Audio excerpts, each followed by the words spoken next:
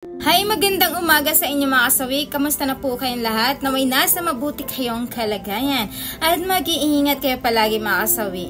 At syempre magbabalik topic tayo mga kasawi na I know ang tatlong rason na bakit gustong-gusto ng isang babae na magaling ang isang lalaki pagdating sa kama mga kasawi. Ang una natin mga kasawi is nananabik. Alam niyo ba may mga kababaihan na kapag once na nakatikim sila ng isang lalaki na magaling ang kanilang jowa or asawa mga kasawi is alam mo ba mas nananabik sila na ginagawa ito. Yung bang iniisip nila talaga na gustong gusto nila itong ginagawa kasi mas nai-enjoy ng isang babae kapag kang isang lalaki ay magaling ito.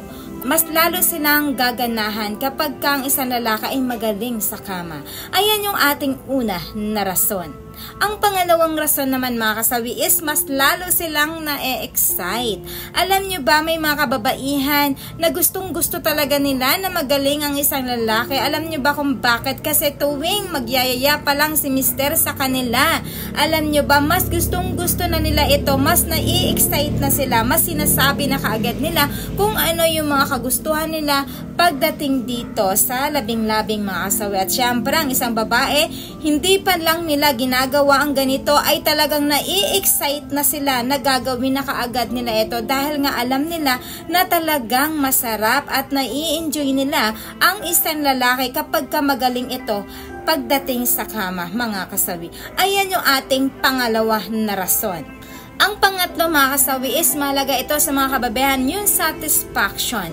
Alam nyo ba ang isang babae kapag ito ay nakakaramdam sa isang lalaki ng satisfaction na talagang lahat nasasarapan sila, nai-enjoy nila, binigay lahat ang kanilang kagustuhan pagdating dito sa kama. Alam nyo ba mas gustong gusto yon ng mga kababaihan dahil nga kumbaga todo bigay ang isang lalaki ay talaga naman 100% na nahihits ng isang babae ang kanilang satisfaction pagdating dito mga kasawi. Kaya ang ending, ang isang babae kapag nakakaranas sila ng ganito na magaling ang isang lalaki ay talagang hahanap-hanapin nila ang isang lalaki at talagang hindi nila ito maiwan-iwan dahil nga mas nai-enjoy nila ang isang lalaki kapag magaling sila at nauhuli yung kanilang kahinaan ng isang babae.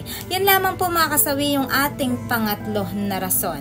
At syempre hindi mawawala yung aking advice sa topic na ito. Alam nyo ba sa mag-asawa napaka-importante naman talaga na ang lalaki or babae ang nagdadala pagdating dito. Kasi alam nyo ba ito yung pinaka-importanting moment ng isang lalaki or mag-asawa. Kasi alam nyo ba kung bakit? Kasi syempre mas naibibigay nyo ang kaligayahan ni Mr. na ibibigay ni Mr. ang kaligayahan ni Mrs.